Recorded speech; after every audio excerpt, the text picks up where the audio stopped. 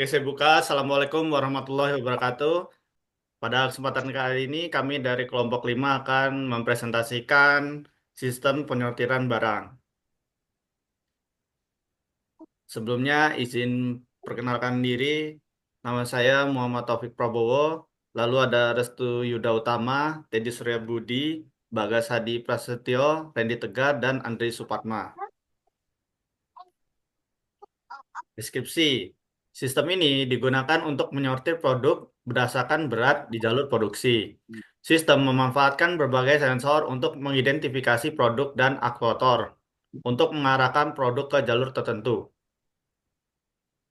Cara kerja sistem otomatisasi dimulai dengan pengumpulan data dari sensor berat yang mendeteksi berat produk di konveyor dan mengirimkannya ke PLC. Data diproses oleh PLC menggunakan logika terprogram untuk menentukan jalur produk. Selanjutnya, aktuator seperti pneumatic arm diarahkan untuk memindahkan produk sesuai spesifikasi. Pada tahap pengendalian umpan balik, sensor tambahan memonitor kesalahan, seperti kerusakan konveyor, dan PLC mengambil tindakan korektif, seperti menghentikan konveyor atau mengirim peringatan operator. Keunggulan sistem ini memiliki keunggulan yaitu efisiensi waktu, mempercepat pekerjaan proses yang lebih cepat, mengurangi kesalahan manusia, serta pengurangan biaya operasional karena mengurangi ketergantungan pada tenaga kerja manual. Selanjutnya diagram blok akan dijelaskan oleh Teddy Surya.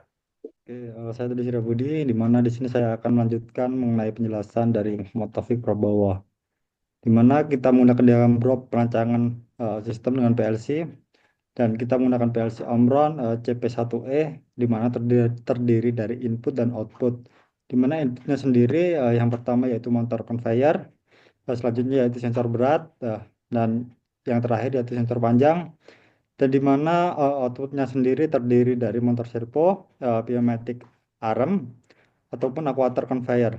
Next, di mana untuk input device sendiri nantinya terdiri dari yang pertama yaitu Omron CP1E yang telah saya gunakan tadi, yang telah saya jelaskan tadi. Nah, untuk Omron CP1E ini juga memiliki kelebihan, terutama yang pertama yaitu ekonomis untuk aplikasi sederhana. Yang kedua yaitu mendukung input ataupun output digital dan analog. Yang ketiga yaitu memiliki kecepatan respon tinggi untuk kontrol real time. Untuk spesifikasinya sendiri yaitu 10 hingga 60 I/O tergantung model. Yang kedua yaitu dapat terhubung dengan HMI ataupun Human Matching Interface untuk pemantauan.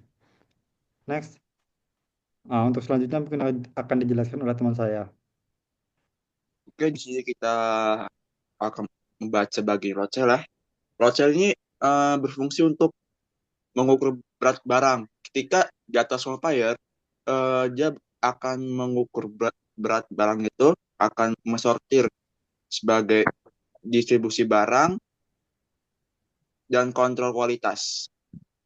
Conveyor di mana adalah komponen utama dalam sistem conveyor ini yang berfungsi untuk menggerakkan sebuah barang, elemen lainnya dalam sistem sehingga barang atau material dapat bergerak dari ke satu ke lainnya secara otomatis. Conveyor ini biasa digunakan dalam berbagai aplikasi industri termasuk mengolah material perakitan dan sortir. Sensor panjang. Sensor panjang dalam industri adalah perangkat yang digunakan untuk mengukur jarak atau panjang objek atau komponen secara otomatis, di mana untuk bagian kita ini kita gunakan untuk mengukur jarak barang. Sensor ini bekerja dengan berbagai prinsip fisika tergantung pada jenisnya untuk mengukur panjang objek yang ada pada sistem konveyor, jalur produksi, atau aplikasi otomasi industri lainnya. Like flat output device. Motor output. Motor output dalam sistem otomatisasi memainkan peran penting dalam menggerakkan dan memindahkan produk melalui konveyor dengan bantuan aktuator untuk pengaturan posisi yang tepat. Semua data yang dikumpulkan oleh sensor digunakan oleh PLC untuk menentukan jalur produk dan melakukan tindakan korektif jika terjadi kesalahan atau kerusakan pada sistem. Sistem ini memberikan kontrol yang sangat presisi dan dapat diandalkan untuk meningkatkan efisiensi serta mendeteksi kesalahan secara dini. Next,